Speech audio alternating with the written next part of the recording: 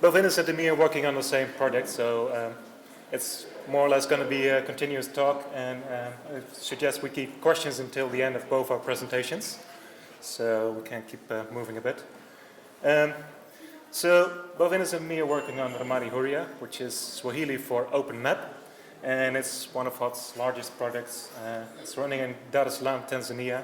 Dar es Salaam is the largest city in Tanzania. It's not quite a capital, that's Dodoma, but it's on the coast, about 3 to 4 million people at the moment, running on 5 perhaps, it's not quite certain. We're both quite happy to be in the Tanganyika room, I think. Ines is feeling right at home here. Some of you might know Tanganyika is one of the 2 parts of Tanzania. There's the mainland Tanganyika and the Zanzibar archipelago off the coast.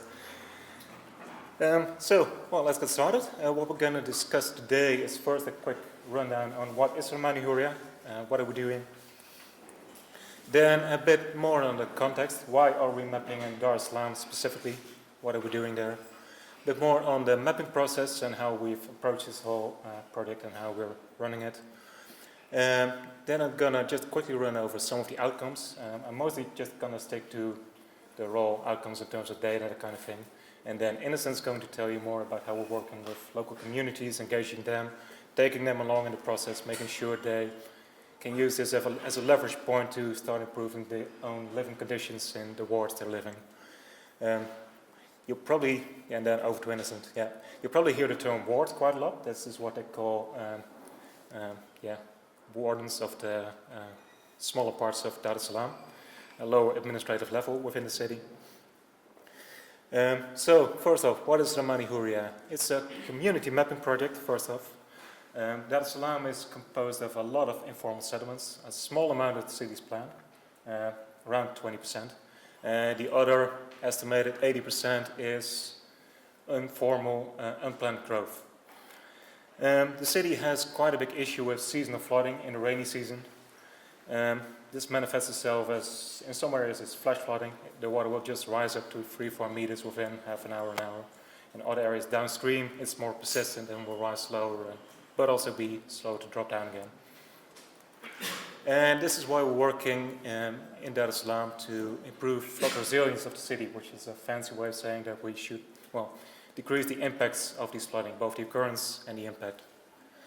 It's quite a large project in terms of the partners that we're having. Ramani Huria is sponsored by the World Bank, that's the main sponsor, and in between the mix there are also Danish Red Cross, American Red Cross, and we're collaborating with a lot of local organizations such as COSTEC, the Tanzanian Commission for Science and Technology, the municipalities, so Dar es Salaam, which is divided into Ilala, Kinondoni, Temeke.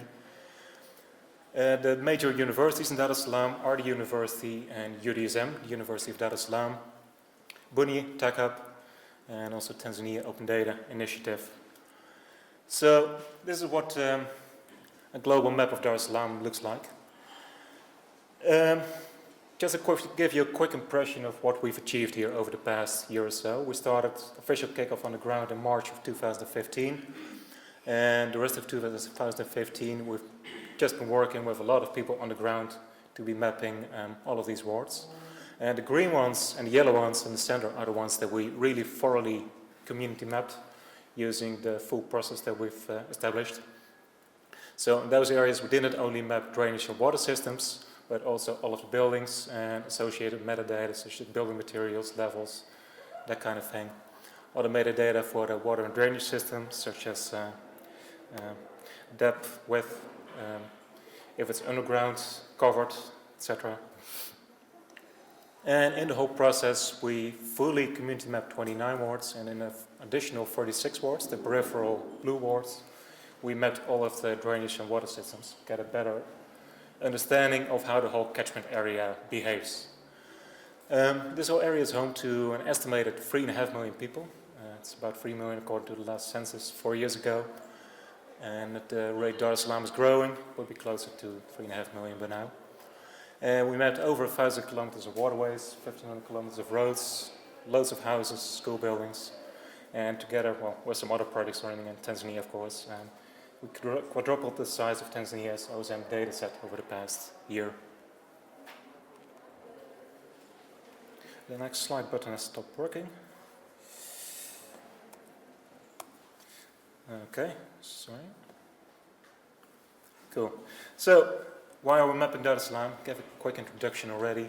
Dar es Salaam is the fastest growing city in Africa at the moment. Estimates from the African Development Bank are that it will grow, well, 85% over the course of 20 years. We're about halfway now. And that is on the continent that's urbanizing the fastest at the moment. Urbanization is sort of leveling off in Africa and the Americas. Europe has long since done that. But in Africa, they're just getting started, and it's urbanizing very rapidly. And this leads to a lot of challenges in urban environments, especially. As I said, a lot of the area of Dar es Salaam is informal settlements, unplanned growth, and a lot of these areas often lack access to basic services, and that includes electricity, drainage, water, garbage collection, roads, lighting, sanitation, just about everything. There's some pockets that are, slowly it is improving, also because there's pockets of planned growth around the informal settlements. And infrastructure does have to pass through them, and they are improving this, but still it's a big issue. And also the flooding tends to hit the areas that are already the poorest. Those are the people that are living in the poorest situations, basically. And this leads to a lot of damage to property, livelihoods, loss of life, etc. So a quick video clip that illustrates these problems rather well. Let's see if I can find it with the mouse. This is Mr. Tandali, the ward officer of Humanitarian.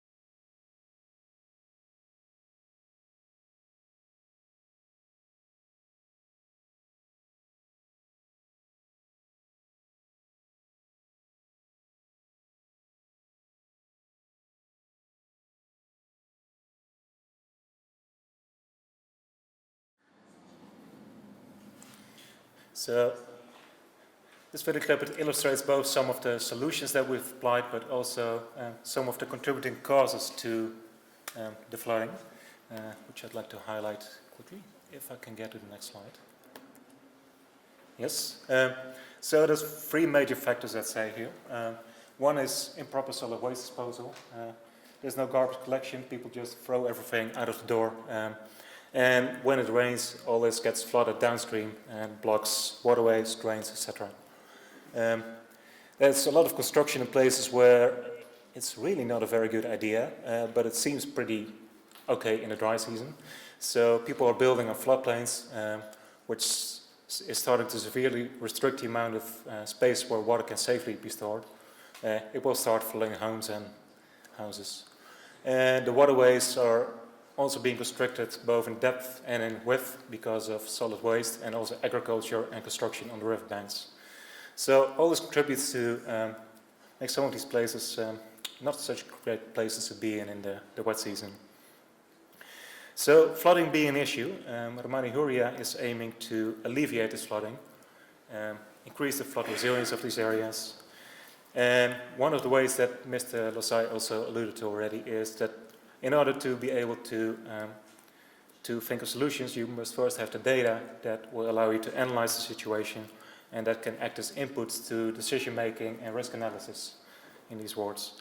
And also by using a community mapping process in these wards, we've also really engaged in taking the people that actually live there along in the whole process, which gives them new insights into what they can also do themselves and contribute to increasing their living conditions and alleviating these issues.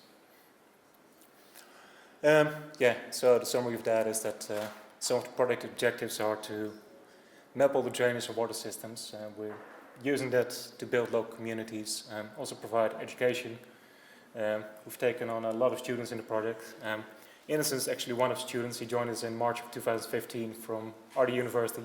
He was still working on his studies at the moment. And afterwards, we've been able to promote him through the project until he is our team lead in Salaam at the moment. It also improves the understanding of the urban infrastructure, and we're using it to support risk analysis and awareness activities, both with the Tanzania Red Cross Society, also with disaster management departments, do more advanced flood modeling, etc. So this is the rough timeline we had for the project. We kicked off in March of 2015. We started off with one ward, really trialing the approach. We started off with 50 students, Innocent being one of them. We used the first ward mainly for training and getting them some experience in the mapping process, and afterwards slowly started increasing responsibility that we were assigning to the students. So by the time we migrated from Ngumbi to Tandali to Chikichini, they were very capable in the mapping process and able to really take charge of specific subwards and just produce a very good map of those areas. Then, as of July, we really scaled up the project in a huge way. This coincides with the break between the academic years for the universities. So we got about 75 doing an internship from RD University and another 75 from UDSM. So 150 more students, gave them mapping training, and sort of threw those guys in at the deep end, giving them charge of a whole ward with a new team of about 20 students to map the ward, amended with 10 community members and Red Cross volunteers. And they really did a magnificent job there. So over a period of 3 months, we were able to produce new maps for 22 wards. After that, we had mapped most of the flood-prone wards, did 4 more. And after that, we started sort of diversifying, also drainage mappings, more of the catchment area. And as of now, Ramani Huria is looking to expand into other areas of infrastructure and helping out, supporting other organizations, collect data, support the decision-making, risk analysis. So this is a group picture of one of the kickoff workshops in July. It's a famous building in Salaam. So going into the mapping process a bit more, this is very rough, of course, but it will give you an idea. The first step is to set up a ward, actually talk to the ward officer, talk to local communities, ask for your permission to be there and use their facilities. Look for workspace, either in the ward office if it's possible, or a nearby primary school. Work on imagery. Good imagery is exceedingly helpful in producing an accurate map. Open a community forum, talk to local communities, see what their issues are, how we can support them in solving those. Our students support local community members in giving them a short training, go mapping, and at the end present the results. So for the imagery, we had a bit of help. We weren't just relying on the Bing imagery. We also got some nice satellite imagery for more of the peripheral areas via MapGIF and the American Red Cross, which is already just higher resolution, better detail. But nicest is the imagery we collected ourselves with the SenseFlight drones, EB drones, which has very good resolution, about 3 centimeters per pixel. It's all up on Open Aerial Map, and also on Mapbox as a TMS if you'd like to see it. And the big advantages of this are both that it's very high resolution, but also that it's very recent. You just fly the things 1 or 2 weeks before you actually start mapping there. And you already able to see quite huge differences in some areas between the big imagery being 1 to 2 years old and the drone imagery. Well, that's what you get in a city that's growing at 5% a year. So we also have some nice other experiments going on. So this is local transport, a bajaji or a tuk-tuk. We welded an iron frame on that and mounted a big Trimble Street View, 360-degree Street View device on that. And a lot of the imagery has gone into Mapillary, with quite some kilometers of door imagery. And we were also using just Garmin action cameras on motorbikes and things like that, just to give us a better situation, mostly before we got into water, of what the situation is, how big it is, how densely it's built up, that kind of thing. At the open and community forums, it was mostly just, talking about expectations of the project, seeing how we can work with community members, what their biggest concerns are, what the issues are they're facing, how they could be using the maps to be solving or working on solving those issues. And by involving them in the whole process, it also increases their understanding of maps and mapping and how they can actually be using those. Our students will take the community members out on a quick mapping training, including field exercises, providing with mapping equipment and teaching materials. And after that, they go out mapping. And this is, I think, a primary school, maybe Keko, I'm not quite sure. But you see a couple of community members surveying drains in their area. They usually do this in the morning, just to escape the heat a little bit. Then in the afternoon, move indoors and digitize what they collected in the morning. And another step we took is explicitly identifying administrative boundaries, but also historical flooding hazards with community members that are more knowledgeable on this issue. Maybe they've lived here for a long time. They've seen how the floods evolve also over 10 years of time. In most areas, some areas I heard of, 10 years ago there was indeed not much of an issue, and it started to grow worse recently due to more construction. At the end of the process, we'd present the maps to the community, give them certificates, pin up the maps in the ward office, and especially if we'd also been working in the ward office, usually the ward officer, that's ideally, he'd also gain a lot of knowledge on how he could also be using maps to identify issues and hazards and risks in his community, and also how to communicate on these, how to make it more evidence-driven. So he's able to go to the municipality and say, I have an issue there, can we fix it? I have some proposals, let's talk about this. So this is, it's a bit washed out, but all the buildings are on there and all the drainage and just about everything. So some of the data outcomes that we had. This is before and after pick of Salaam. You can see that the amount of detail has just vastly increased. If you go to Google Maps, it's more or less the same as what we had on OpenStreetMap in March 2015. And at the end, we had all the infrastructure, drainage, water systems, houses. Also things that you can really only find with ground surveying, so building materials, levels, shops, amenities, hospitals, schools. And an incredible amount of detail in the drainage network, not only in terms of just scope, but also associated data, underground drains covered or not, with depth, that kind of thing. And we've been working to use this for risk analysis, combining the exposure and the infrastructure and the identified flooding areas, give them a better idea of what would be the worst case scenarios in the ward. And following up from that, we've also started working with Deltares on trying to create more dynamic flood modeling on basis of OSM data. And this is quite an exciting new direction that we're still developing. But what we've basically been doing there is take SRTM data, which is a global DM with a resolution of about 30 centimeters per pixel, which is quite coarse, but so it won't show you smaller canals and drains, etc. But if we enrich that with OSM data, just showing you where the water can pass because of artificial means or otherwise, sort of carve out those waterways in the DM and use it to process it into a way more accurate DM. This allows you to do very much more detailed and dynamic flood modeling on basis of the DEM and OSM data.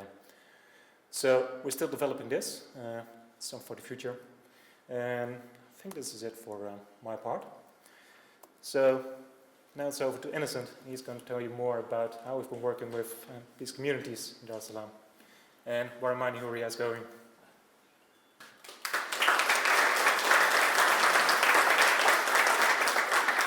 You may sometimes have to click here, but otherwise the next button here should also work.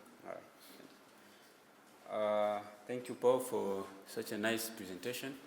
Again, my name is Innocent Maholi, working for HOT under the project Ramani Huria. So throughout my presentation, I'm going to go through where is Ramani Huria currently, and also ingredients for sustainable communities and the contents, as you can see. So you may ask yourself, where is Ramani Huria currently? Currently, we are working with a team of about 15 people who are well-trained, focused, and also competent in doing the job.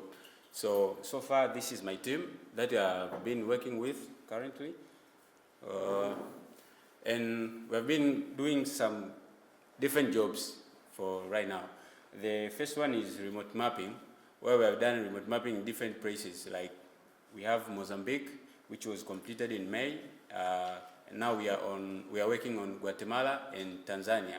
So for Mozambique, in partnership with Mozambique government and Health Alliance International, they were carrying a community survey in Sofala and Manica provinces, trying to understand trends in child mortality.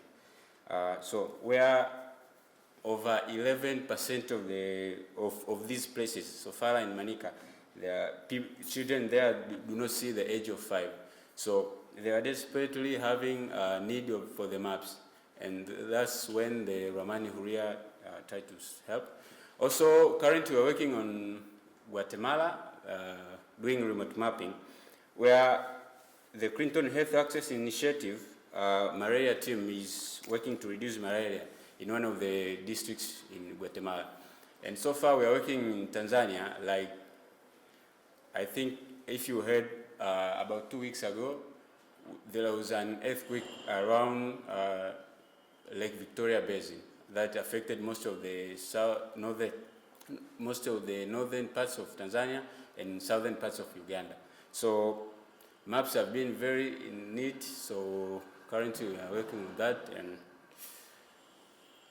so far we are also working on mapping public transport. Though this is a bit of challenge because sometimes, like Paul just said, Dar es Salaam has got traffic congestion. And so when you are using the public transport, sometimes it may become a challenge for you to map the areas. So far, we have managed to do that and map these information and putting them into OpenStreetMap for use. So Daladala routes, Daladala is like a local name for public transport that we are using. Also, we are working on mapping the WASH, water sanitation and hygiene.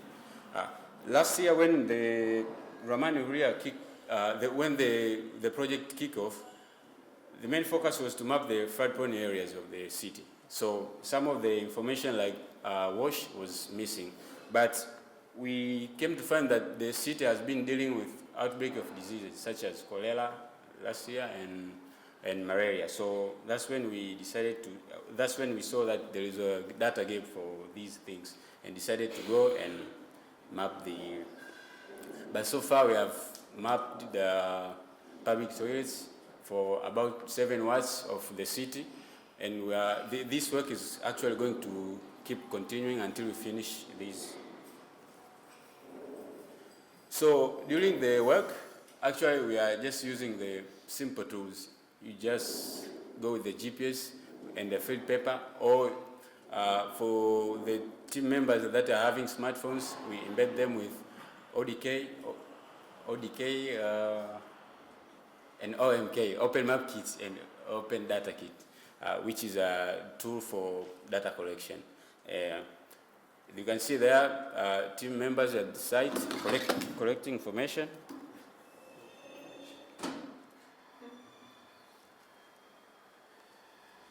And so far, this is just a sample of the information that have been collected. If you see a lady and a gentleman, that means a public toilet within this sample area. Also, I'm going to talk on the ingredients for sustainable community. As I said before, Ramani Huria is part of the hot global community. We are participating in disaster response through mapping these areas, providing help for maps and things like that. So these are the pictures that were taken like 2 weeks ago in Kagera, which is the northern part of Tanzania that was hit by earthquake. So you can see there are some kind of stones that were coming from highlands to lowlands, and they affected the buildings, also the roads, as you can see. Also, we are trying to link with some of the, because we have an awesome community in Tanzania called the Awesome Tanzania. So we are trying to link with some of the communities along Africa. Like we have friends in Uganda, we have friends in Ghana, we have friends in Kenya, and all over Africa. So together we try to think about starting Awesome Africa, where this should be like a community of OpenStreetMap contributors from various African countries. The main objective is to provide supports, technical supports to each other, trainings, and looking for funds together so that we can someday map Africa fully.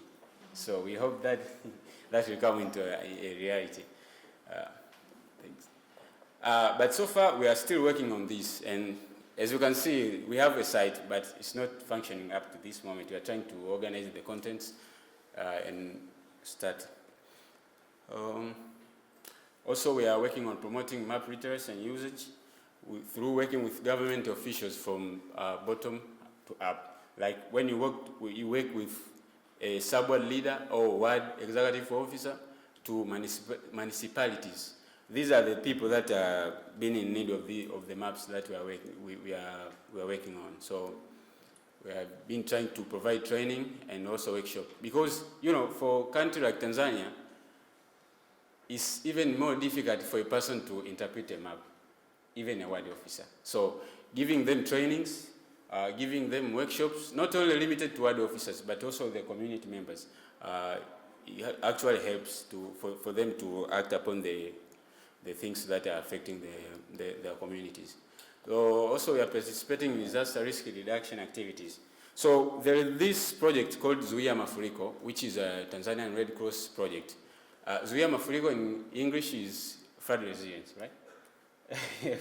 Okay, it's flood resilience. It's like a twin project to Ramani Huria that have been using OpenStreetMap data that have been collected by Ramani Huria to assist in disaster and risk reduction for the places that have been affected by floods. So there is this called Hapa Usafi too. It's like General Cleanliness Day, which is supposed to be happening each and every month, each Saturday of the very first month. So we are actually trying to see with the Red Cross, because some of the problems that have been happening in Tanzania or Dar es Salaam specifically is because the area is urbanized, and somehow people the way they do waste management is poor. So sometimes you may find a lot of waste materials within the drainage channels which block water, and then when it rains, it becomes floods. So through the Hapa Usafi too, we are trying to do general cleanliness, like removing those waste materials, so that when it rains, at least water can have easy flow. Also, this is an example of Tandale ward officer. Sorry? Ndugumbi. All right, yeah, from Ndugumbi. So the maps have been used to pinpoint cholera outbreaks, specifically during last year. So that's how we promote it. But also, as as Paul said before, these ward officers have the maps within their offices, so it's actually easier for them to use as a tool.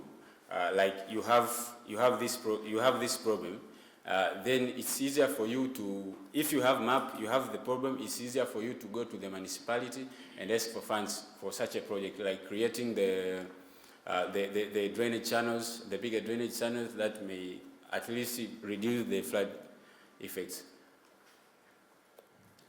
So this is one example of the Hapa Usafi tool. We get together, clean the drains, clean the environment in general, and also the main focus is also to connect OSM to university curricula, like having OSM being taught to these universities. So far we are working with 2 universities, University of Dar es Salaam and other university, which I came from. Through doing this, we can provide trainings in QGIS and INASEF. Because for myself also, I believe, actually I'm urban planner and I'm urban and regional planner by profession. So when you train the urban and regional town planner to use OSM or to use OSM tools, it's easier for him or her, because for Tanzania, there has been some kind of lack of base maps. You may find that municipalities have been struggling to have updated base maps.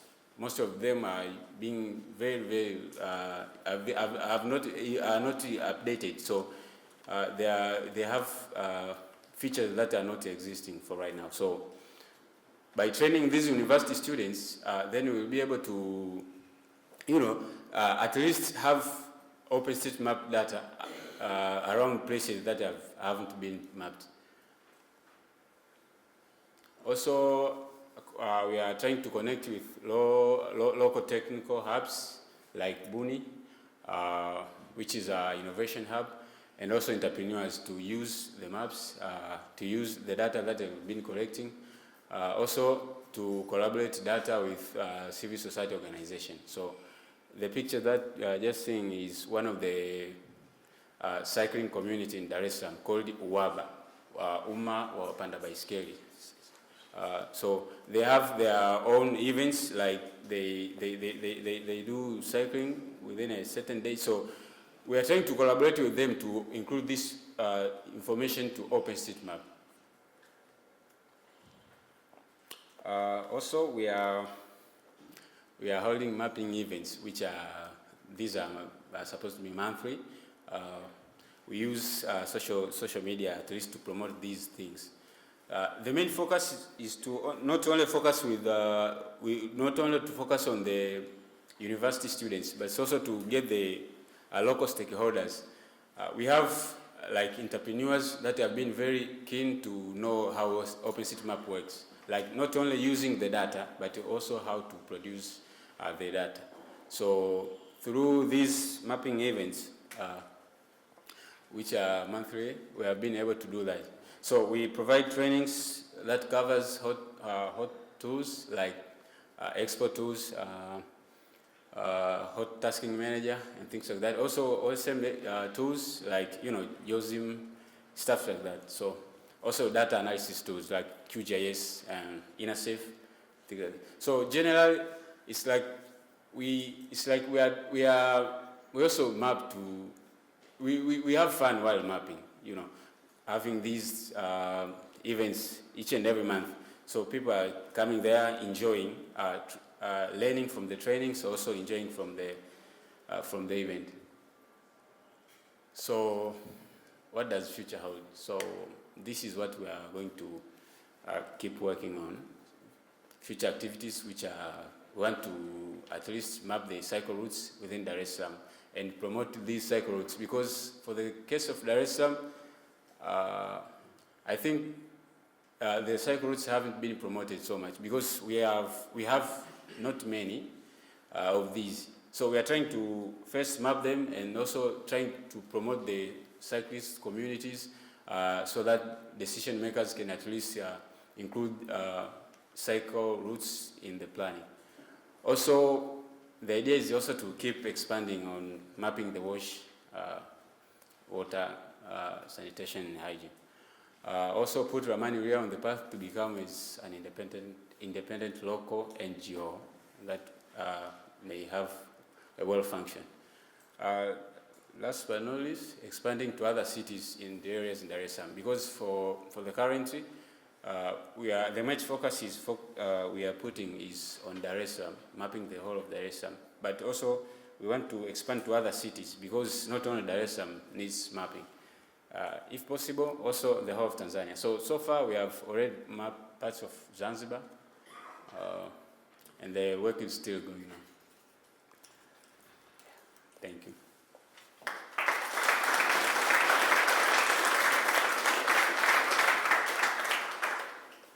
And feel free to ask. Yeah, we've got a bit of time left, I think. So. Yeah, sure.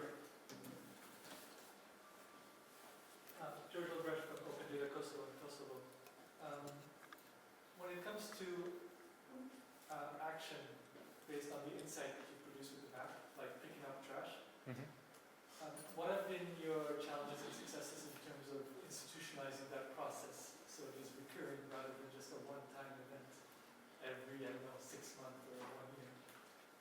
You want to answer that? I think what you're referring to, the cleanliness event, is something that also the government is supporting, right? Yeah. So they will keep driving this initiative. I have good hopes of that being a recurring feature. It's especially important to do that before the wet season starts. Yeah. So if they do that indeed in January, that's very good timing, and it really contributes a lot to preventing, especially flooding in the downstream areas of Dar es Salaam. One of the big focus areas, and that's more on the World Bank's part than on the HOT team, is also to be working with also higher level government to also be driving change from higher level ministries and government officials, while we keep working more with communities on the ground, lower level officials, and hope these two things meet up and conspire to create a more pervasive open data culture in Tanzania.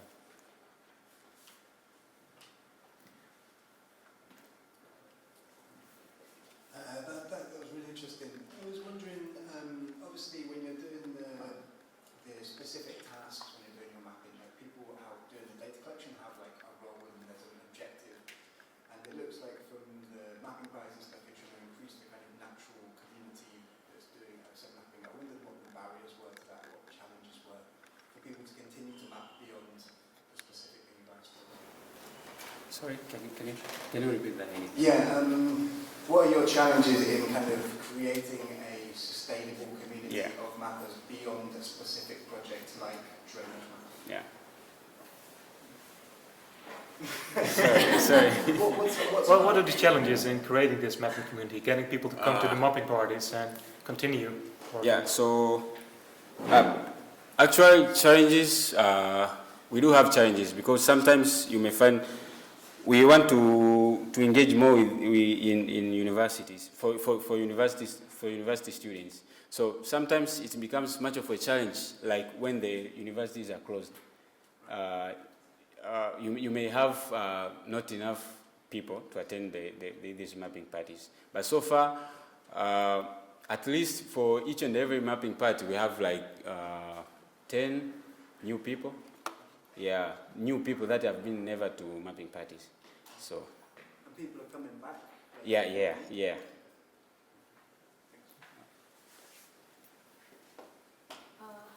How easy or difficult was it to engage students in the university for this particular project? Because we ourselves are building the community in India, engaging with the universities, conducting regular workshops around mapping or OpenStreetMap. That was very easy, especially since we were, for the scale-up of the project, we were looking for about 60 students, and then the professors there added a bit of a safety margin, so we get a bit more students and then have a couple of spare, and we ended up with 160 instead of 60.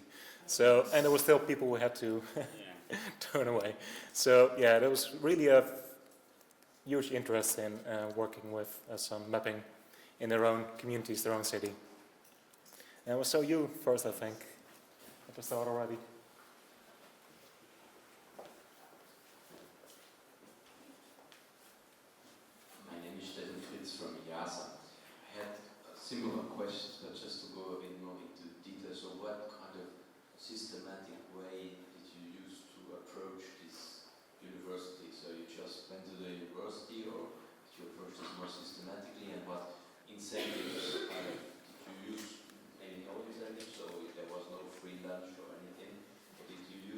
lunch, or did you use some additional kind of funding for this thing, or did you give the professor something? It would be really interesting to understand exactly what ways you used also to promote it, or was it just that you did it ad hoc and it just happened and you got lots of volunteers?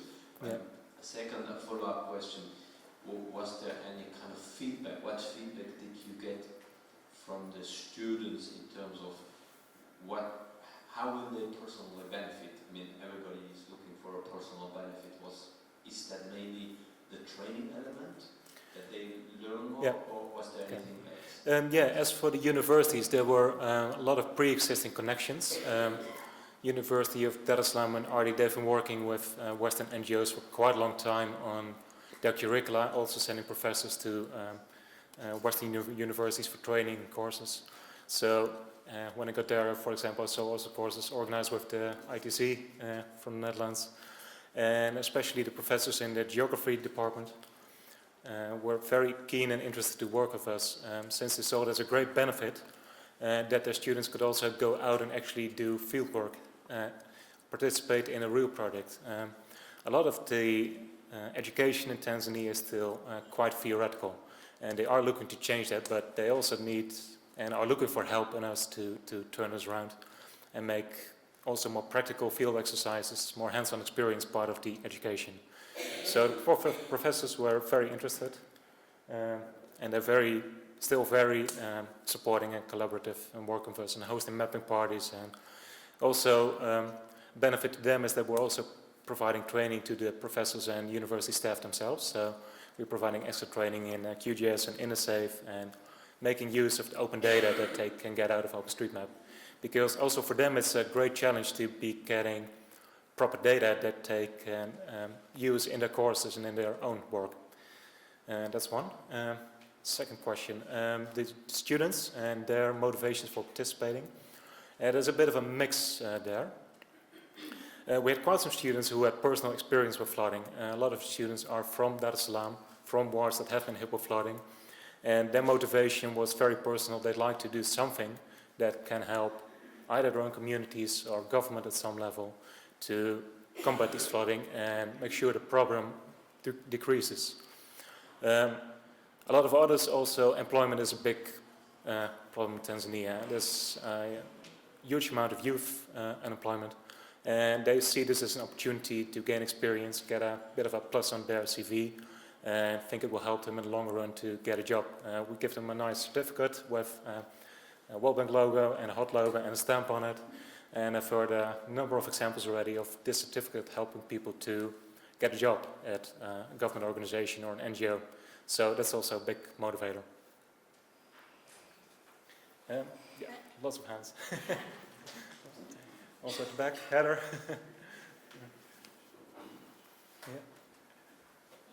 Yeah, go ahead. Can you hear me? Do I speak loud enough? Yeah. Okay, I'll wait. See how I do. Thanks, Tyler. Thanks so much for your presentation. My question is more for Innocent. I'm very interested in the fact that Tyler did tell me the data that in Tanzania, with Ramani Huria, you have a high population of women involved in your projects. I'm wondering, what did you learn, and what did you learn about that? And I know that was it something that organically happened, or did you find that the universities did that? And how do people learn differently potentially? I just want to know what your experience is, what you observed. Thank you. All right. So the photo that you have just seen is just part of the team members. We have like 4 girls. I think so. Yeah, like 4 girls that we're working on with. But I think the problem sometimes is motivation. Yeah, so girls tend to be like, you can't compare to boys. That's also expectation in Tanzania. I don't know. Yeah. It's a bit more of a traditional society still. So there are a lot of girls that we had on the big students team at Scale Up. I think of the 150 that we took on, there were 60 to 65, and that was purely applications through the university. We did scale it down a bit when a number of students had achieved an internship after the first phase.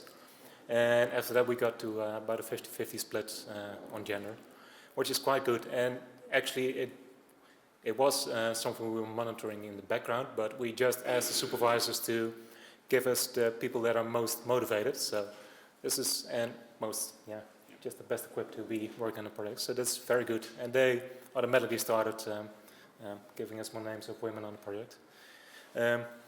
There's a lot that are very motivated and career-oriented, actually looking to break this more traditional perspective that they still have in Tanzania. So, anything to add? No. So a couple more hands. Do we have a couple more minutes, or 2 minutes? I got. A couple more. One more. You? Yeah. Yep. Now with Well, if you talk loud enough. Go. Hello, my name is Miriam Gonzalez. I'm coming from OpenStreetMap Mexico, and we're trying to replicate the things we're doing here. I mean, you are a lot in advance than us because we are a small community in Mexico with no funds, not much participation, so we are working really hard to reach this point. And I see that, I mean, right now we have all this technology in the smartphones, and you are still using GPS. Is this reason specifically because of accuracy, security in the streets? What is kind of the main reason for not changing to smartphones with other applications? A bit of all of that. One, there's security. A lot of students, they do have a smartphone, but it's old and not so good, and etc. And they're afraid it will get stolen if they go around walking with it in their hands. They're a bit less afraid of that when using a GPS. There is a bit of an advantage still with accuracy, but it's decreasing, well, by the year, I say, by the month, I don't know. So on other products, we're using more smartphones, OpenMapKit, that kind of thing. So it's partly security, partly just availability, partly also applications that are still being developed. We've been working with ARC on OpenMapKit, which is at the moment fine for points of interest buildings, but actually mapping longer sections of drainage, adding lines is still something we need to add in there. Anything else? Other reasons? It's a combination. We are looking to switch more to smartphones just because it's more convenient and it's easier to share and also continue. I mean, you can provide a couple of GPSs and people learn to map with that, but it's much more sustainable if they also can just grab any smartphone they see at a family member, install an application, and also get them out and start mapping. So, yep. So I just want to, what Miriam just said, that they're planning on replicating this, but I'm wondering, is there a structure in place for other projects to use the format that you've been using, to not have to invent the wheel over and over again? There's a couple of things with that. One is that we do have all the data we've been collecting is in OSM, of course. All the materials we've used are on GitHub, also CC license. We found that a lot of the training materials for OpenStreetMap, they're fine for individuals learning to map, but actually teaching it more in a classroom format and also having a set of field exercises and things like that, we've developed our own 3-day training curriculum for that we've been iterating on and using a number of times. So that will be something that's great to use.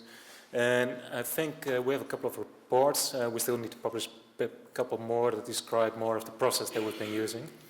And I think HUD has in the past also been publishing Open Cities reports, also describing the approach that HUD is taking in general on these type of mapping projects. I don't know, it also depends on the scale you want to do it, of course, because it's quite different if you're going with a small community of 10 people, or if you really want to reach a university and give lectures to 100 students. But I think we would have materials around for each of those types of use cases. I think that's our time, isn't it? Yep. So anyone else, feel free to find us later. We'll have a table later at the community cafe outside here. Have some maps, stuff like that. On to the next presentation, I guess.